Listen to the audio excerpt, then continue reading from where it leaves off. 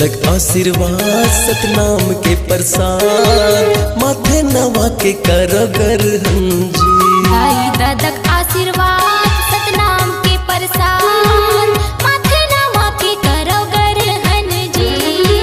सरग बस है सिर तो एक चरण मगा माया के फुलवारी।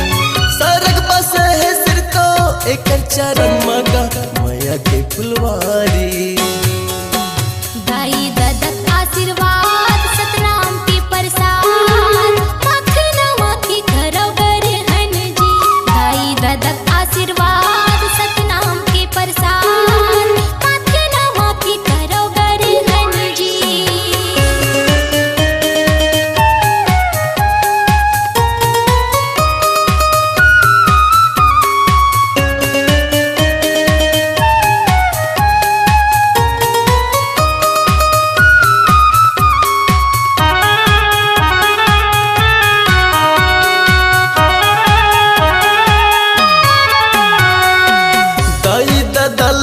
के नैये देव धामी जियत भर कर ले दाई दादा के गुलामी।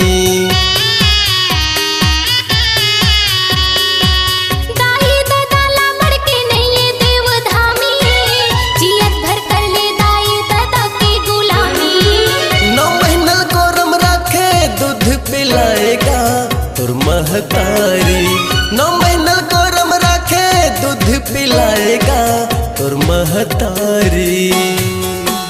दाई ददक आशीर्वाद सतनाम के प्रसाद माथे नवा के कर गरहन जी।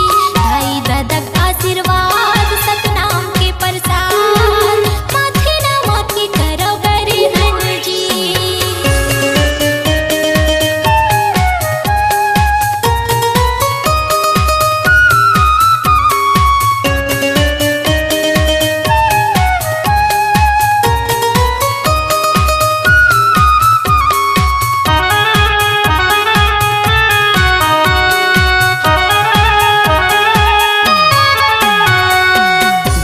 दल दुख देके सुख कहाँ पावेगा नहीं सुने ऊपर वाला कत को गोहरावेगा।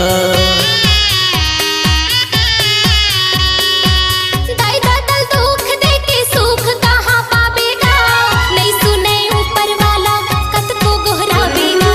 चाहे ते घूम लेगा तीरथ धामला दान कर ले भारी।